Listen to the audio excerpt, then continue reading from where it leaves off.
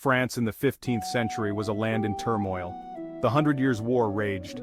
The English occupied much of France. The French people yearned for a savior.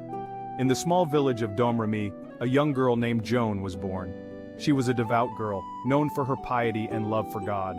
She tended sheep and helped her family. Life was simple, but Joan was destined for greatness. At the age of 13, Joan's world changed.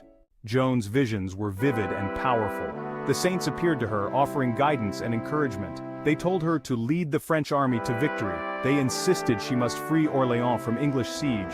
They urged her to take the Dauphin to Reims for his coronation. Joan was just a young girl. She had no military training, yet she felt a fire in her heart, a divine calling she couldn't ignore. She knew she had to convince others of her mission. She traveled to Vaucouleurs and met with Robert de Baudricourt, the local military commander.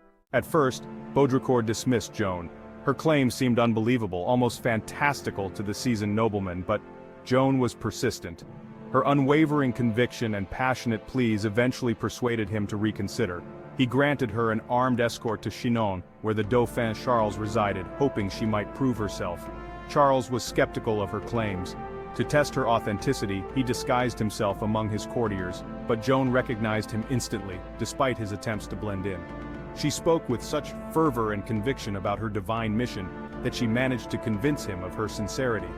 Joan's arrival galvanized the French army, infusing them with renewed hope and determination.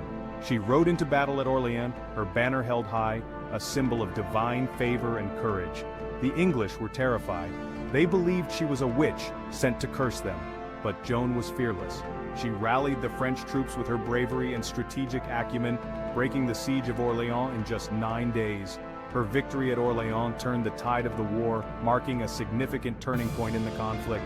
Joan, the humble peasant girl, was now celebrated as Joan of Arc, the revered Maid of Orléans, a symbol of hope and resilience.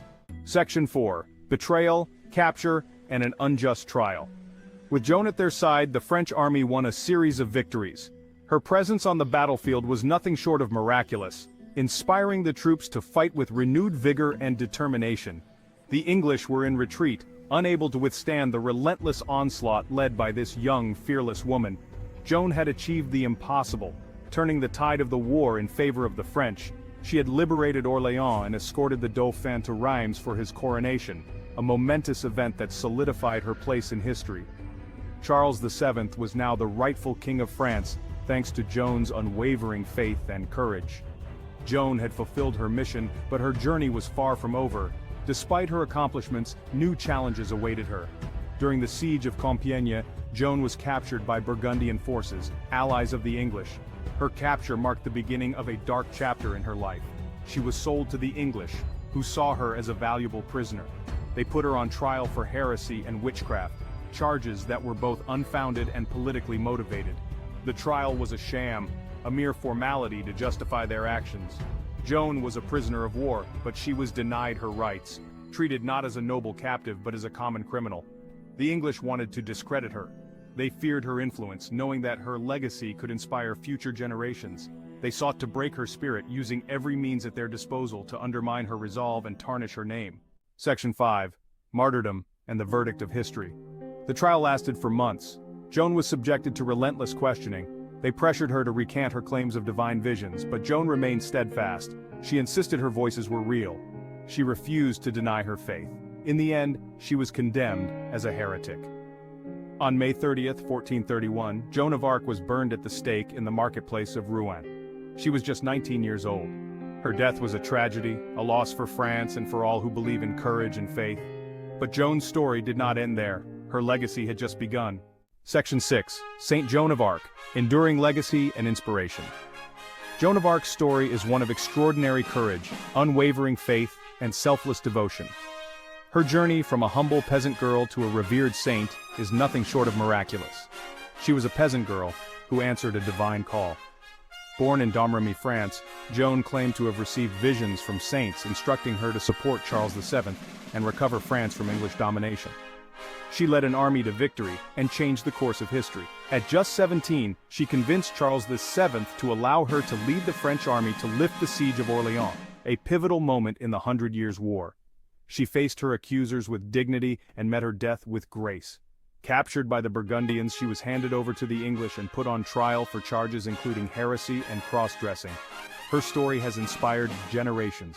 Her trial and execution only solidified her status as a martyr and a symbol of French unity and resilience. Joan of Arc was declared innocent of heresy in 1456. This posthumous retrial, ordered by Pope Calixtus III, nullified the previous verdict and restored her reputation. In 1920, she was canonized as a saint by the Catholic Church.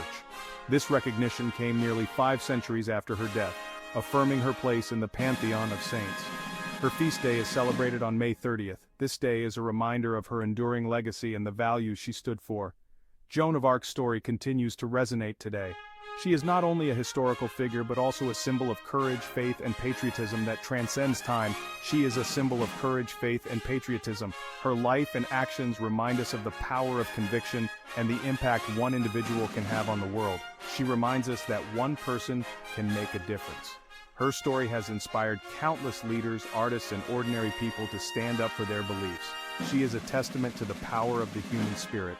Her unwavering faith and determination continue to inspire people to this day. Joan of Arc's legacy will endure as long as people cherish freedom, faith, and the courage to fight for what is right. Her story is a beacon of hope and a reminder of the extraordinary potential within each of us.